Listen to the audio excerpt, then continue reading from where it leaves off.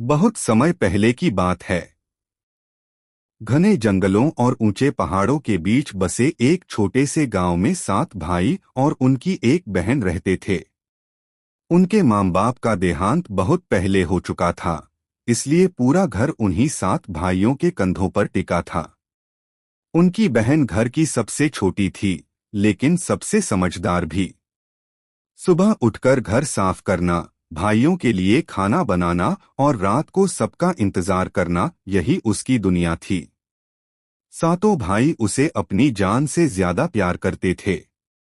लेकिन कहते हैं ना, जिस घर में ज्यादा प्यार होता है वहां इम्तिहान भी बड़ा आता है। एक साल गांव में भयानक संकट आया।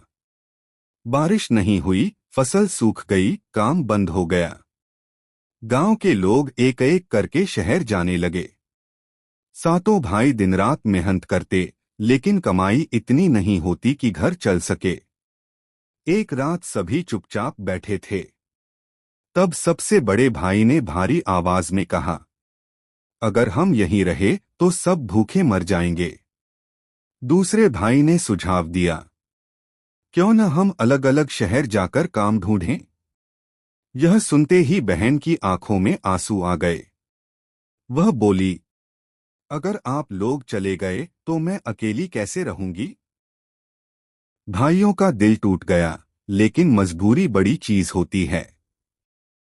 आखिरकार तय हुआ कि बहन को गांव में एक दूर के रिश्तेदार के पास छोड़कर वे सब काम की तलाश में निकल जाएंगे।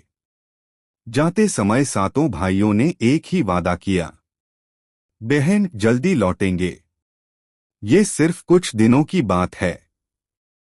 बहन ने मुस्कुराकर सिर हिला दिया, लेकिन उसका दिल जानता था, ये कुछ दिन नहीं, लंबा इंतजार है। दिन बीते, हफ्ते बीते, महीने बीत गए। भाइयों की कोई खबर नहीं आई। रिश्तेदारों का व्यवहार भी धीरे धीरे बदलने लगा। बहन को महसूस हुआ कि अब उसे खुद ही अपनी जिंदगी संभालनी होगी। उसने हार नहीं मानी। वह सुबह सुबह उठकर लोगों के घर काम करने लगी। शाम को गांव के बच्चों को पढ़ाने लगी। धीरे धीरे उसकी ईमानदारी और मेहनत पूरे गांव में मशहूर हो गई। उधर शहर में सातों भाई खूब पैसा तो कमा रहे थे, लेकिन दिल को सुकून नहीं मिल रहा था। हर रात उन्हें अपनी बहन याद आती।